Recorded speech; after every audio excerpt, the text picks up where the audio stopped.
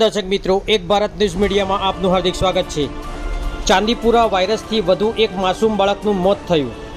વધુ એક મોતના કારણે મૃત્યુઆંક કુલ 4 પર પહોંચ્યો। પોશીના તાલુકાનું બાળક હિંમતનગર સિવિલમાં સારવાર હેઠળ હતું।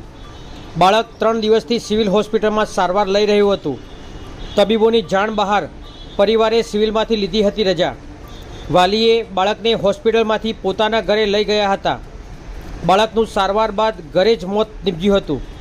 ચાંદીપુરા વાયરસના વધતા કેસોથી સમગ્ર પંથકમાં ભારે ફફડાટ વ્યાપ્યો। પોશીના વિસ્તારમાં સ્થાનિક આરોગ્ય વિભાગ દ્વારા સર્વે હાથ ધરાયો। બ્યુરો રિપોર્ટ વિશાલ ચૌહાણ, સાબરકાંઠા।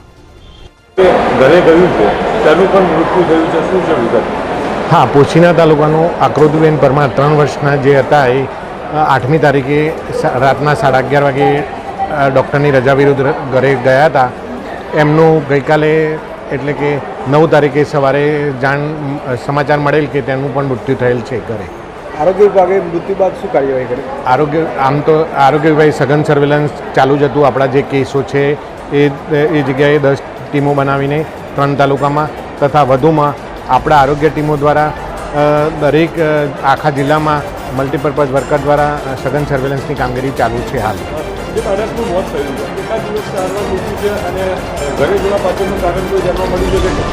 ઘરે જવા પાછળનું કારણ તો કંઈ જાણવા નથી મળ્યું, પણ કંઈ સિવિલમાંથી માહિતી મળેલ કે એ ડૉક્ટરની રજા વિરુદ્ધ ઘરે ગયેલ છે।